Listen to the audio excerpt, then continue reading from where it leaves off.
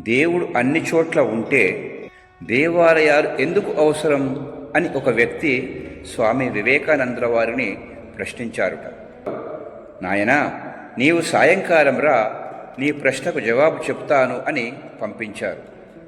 సాయంకాలం ఆ వ్యక్తి చాలా ఆలస్యంగా వచ్చాడు స్వామి దగ్గరకు. అందుకు స్వామి, నాయనా, నీ ఆలస్యానికి కారణమేమిటి అని ప్రశ్నించారు. నా కారు టైర్లలో గాలి తక్కువగా ఉన్న కారణంగా గాలి కొట్టించుకునేందుకు పంపు దొరకక చాలా ఆలస్యమైంది అని జవాబిచ్చాడుట.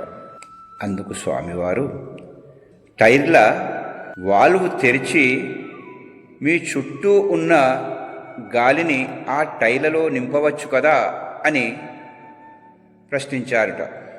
ఆ వ్యక్తి, అలా ఎలా చేయగలం? గాలిని టైర్లలోకి నెట్టడానికి పంపు అవసరం కదా. పంపు లేనిదే నేను గాలిని టైర్లలోకి ఎలా నింపగలను అని జవాబిచ్చాడుట. స్వామివారు నవ్వి, సరిగ్గా దేవుడు కూడా గాలిలాగా ప్రతి చోట వ్యాపించి ఉన్నాడు. కానీ పంపు గాలిని టైర్లలోకి పంపులాగా ఆలయం దైవిక శక్తిని మన మనసులోకి కేంద్రీకరిస్తుంది. కనుక దేవాలయాలు కేవలం భవనాలు మాత్రమే కాదు, అవి శాస్త్రీయంగా నిర్మించిన విశ్వశక్తి కేంద్రాలు, ఆకర్షిత పవిత్ర స్థానాలు ఆ దేవాలయాలు.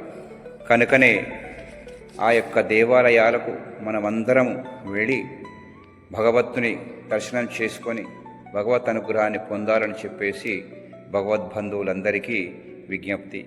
ఓం సాయిరామ్, జై శ్రీరామ్. మరిన్ని మంచి వీడియోల కోసం మీ శరత్ కుమార్ ఆచార్యను.